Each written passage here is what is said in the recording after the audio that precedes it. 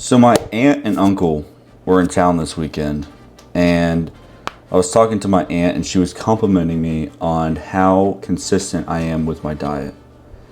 And don't get me wrong, it was nice. Everyone likes a compliment. But in my head, I was thinking, why is she complimenting me on something that is so easy? Now I know what you're thinking, oh, here's this guy just showing off, but that's not the point I'm trying to make. The point I'm trying to make is that dieting is extremely simple if you do it right, and it's really easy to stay consistent with it. And I'm going to show you how in this video. So let's dive into it. Back up, before I dive into it, let's talk about the main reasons why diets fail. These four cover basically every reason why diets fail. First one, too complicated. People want to make these elaborate meals that taste great, yes, but they take an hour to make, and then you got to go clean the dishes for 30 minutes afterwards. You are not going to be able to stick to that. I promise you. When you get home from work, when you get home from working out, when you're just tired, when you're just not feeling it someday, you are not going to want to go and cook a meal for 2 hours and then clean the dishes. I promise you. You're going to want to make a meal in 5 minutes, eat it, have no dishes, because when it's easy like that, you're actually going to want to do it and stick with it. Number two, you make it too strict. You're trying to eat just chicken, broccoli, rice, or just beef and rice, and for some reason people like to torture themselves and eat bland tasting food. I don't get it. So then you can't stick to that. It's not sustainable. Three, and we'll get into this later, so I'm not going to talk about it too much here, but you're just tracking too much. And four, you don't have a plan for roughly how you're going to eat for the week. You don't have to plan out every single meal. You just need to have an idea, and we'll also get into that later in this video. So let's dive into the ways that I make dieting, sticking with a diet, so easy. First one, front load your protein. When you front load your protein, I'm talking about getting a majority of your protein in your first meal, your second meal of the day, you don't have to worry about hitting your protein goal. I know a lot of guys that have a hard time hitting their protein goal, and at the end of the day it'll be like 10 o'clock, they're like, oh my gosh, I'm a whole 50 grams away from my protein goal, I'm full, I just gotta shove protein down my mouth, and that sucks, and it's gonna make you fall off your diet. So like I was saying, when you front load your protein in your day and your first or second meal, you don't have to worry about it. You can get to dinner or whatever and be like, oh well, I'm already 10 or 20 grams away, anything I eat will get me to my goal. Or you might already surpass your goal. This also helps fight off cravings. It keeps you full so you don't snack a lot. And it's just really easy. I also intermittent fast when I'm cutting, so I like to eat a shit ton of protein and fat because it fills me up after I'm hungry from intermittent fasting, and it's great. So examples you could do to have a lot of protein in your first meal: eggs and fruit, Greek yogurt bowl, protein pancakes. It really is endless. You could just go ahead and go straight into lunch and eat whatever for that, but just try to shoot for like 50 plus grams of protein in my first meal. Now, I'm a guy, so if you're a girl watching this, you could probably go a little less and get away with it, but you get the point. Front load your protein. Two, and I already talked about this a little bit, but keep your meals simple and quick. And huge tip, the second bullet point, use paper plates, use plastic forks, don't use dishes at all. I know you're thinking, oh my gosh, Parker, that's so bad for the environment. I don't give a damn. Who cares? I promise you, me using paper plates is not going to change the environment whatsoever. You using paper plates is not going to change the environment whatsoever. So who gives a shit? Use paper plates and plastic forks so you have no dishes. It makes dieting so much easier. You have no cleanup basically, besides the pan you cooked in. That's about it. But back to the simple meals. Don't make these complex, crazy cooking meals that take a long time to make. Yes, they taste great, but you're just not going to want to do that every day. And the goal here is sustainability. The goal here is consistency.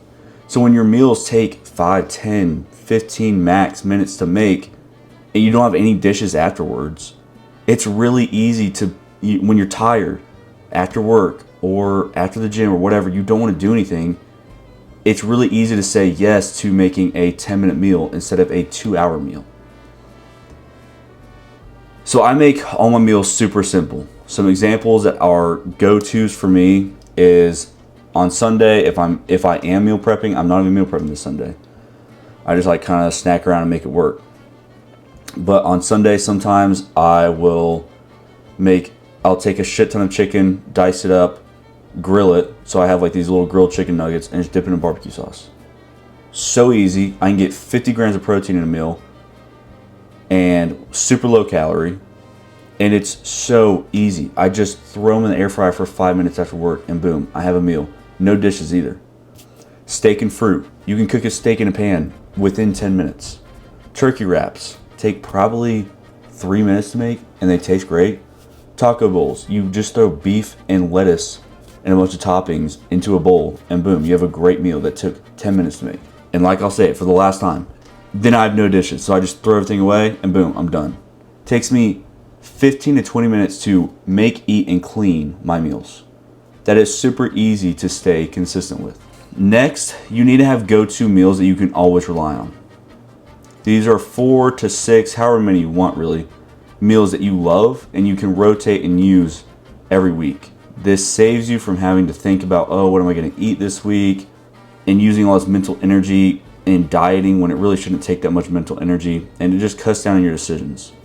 So some old reliables that I use are quesadillas with like a lean beef or a chicken.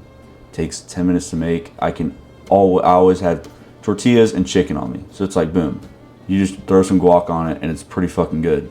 Burrito bowls, classic. Just copy Chipotle. It's so easy to make.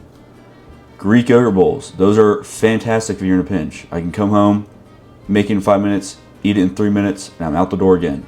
It's so easy.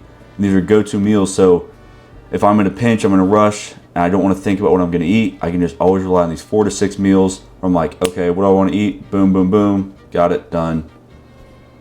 It's barbecue chicken from there. Next is make it taste good. I know I was shitting on these elaborate meals that taste great, but they take too long to make. But you can make really simple meals that still taste good. Back what I was saying earlier about how people make their food too bland so it's not sustainable. I've gone through a phase in college where I was like, oh, I'm just being lazy. I'm just gonna make beef and rice every day. And I only stuck with it for like 2 weeks, and I think I have pretty good willpower, and even I was like, fuck this sucks. Because it was so bland, I was throwing nasty shit on it like mustard and ketchup just to make it have some type of taste. It was terrible. Don't do that shit. You can make simple meals that still taste good, and you can take meals that you like now and just find healthy alternatives to it, or they might be already healthy. So for me, pasta. I love pasta. Super easy to make, and it tastes really good. I look forward to that meal. Burgers. Super easy to make, and if you make them at home, they're healthy, high in protein, they taste great. Tacos. Really fucking easy to make. Taste really good. I'm excited to go eat a taco. If you make them at home, they're healthy. So make them simple, make them taste good, and make them quick.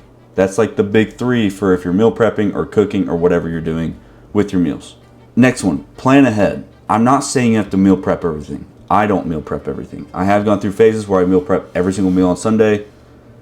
Kind of sucks ass on Sunday, but once you do it, it's really nice because now you don't have to think about your meals at all, and you just come home and you just throw it in the microwave or the toaster oven and just heat it up. You don't have to think at all. So it is kind of nice to meal prep, but I'm not saying you have to do that. Just write down somewhere in your notes on your phone, usually is where I do it, just a general idea of what you're going to eat that week. And it doesn't have to be every meal. Just know roughly what you're going to eat. This removes decision making when you're in that moment of being in a rush, you're tired, you're hungry. That's where people usually fuck up and make the mistakes on their diet. So just write down in your notes a general idea of what you're going to eat for the week. It's not that hard. Last one is don't track everything. I've never really understood, unless you're like a bodybuilder or really just locked in on your diet for some odd reason, why people track their carbs or their fats or whatnot. Really, all that matters, if you're just trying to be jacked, if you're just trying to feel good, is your calories and your protein. Really the only 2 things that matter. Yes, carbs can help you look a little more shredded if you drop them. Yes, carbs can help you perform better if you're an athlete. Yes, fats are important for your hormones and all that, but most likely you're getting enough fats in your day. And most likely your carbs are fine. We don't really need to worry about carbs unless you're some bodybuilder. But if you're a bodybuilder, you already know what you're doing. So all I really track is rough calories and protein. I don't track carbs or fats or micronutrients. Over tracking makes it tedious, makes it not fun, and just is another thing to do, and it just sucks, and it's not really sustainable for most people. So keep it really simple, and you can be rough with this too, like 6 to 8 ounces of beef roughly, or I'm getting about a cup of rice in this meal. Or for me, I just scan the barcode in the back and just click a check mark, and it's boom, it's already in MyFitnessPal. So you really can make this simple. And this is one of those things that the longer you do it, the easier it gets. So tracking for me, I don't even think about it. It's just really easy. So little recap. Front load your protein your day. Try to get a high protein meal for your first meal. Keep your meals simple. Don't be cooking for over an hour. Try to keep the meal, 5 to 15 minutes to make. Use plastic forks, paper dishes, throw them away so you don't have any dishes to do. Have your go-to meals that you like, you can rotate between, and they're like the old reliables you can always go back to. Make it taste good. Don't eat bland chicken and rice. Don't eat bland beef and rice. Eat things that taste good. Like I said, quesadillas, burgers, pasta, tacos, whatever. It can be simple but also taste good. Plan ahead somewhat. You don't have to track every meal, but just have a rough idea of what you're going to eat this week. And just track your calories and your protein. That's it. Dieting is so simple. It's just people like to make it a struggle for some reason. They have this misconception that they need to eat bland food and they need to track every little gram of rice that they eat or whatever. And then it's going to take them hours of cooking in the kitchen. Simple, quick, easy. If you like this, subscribe or don't. I don't care. Leave a thumbs down if you want. And if you have questions, feel free to DM me on Instagram. My Instagram is in the description. I'll just like to answer people's questions. I think it's fun, so I will respond. And with that being said, see you on the next one.